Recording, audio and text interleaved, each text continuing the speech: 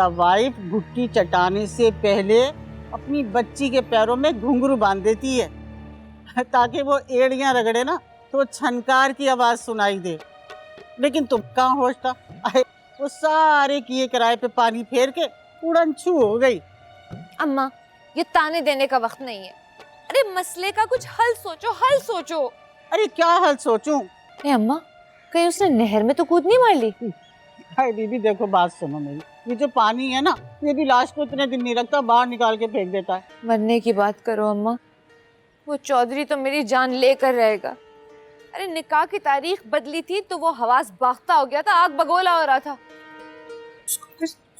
उसको अगर सच्ची बात पता चल गई तो तो क्या होगा? दफा करो, कोठी के कागजात, जेवर, पैसा जो उसके मुंह पे मारना। अरे अम्मा, बदफालतू मत बोलो।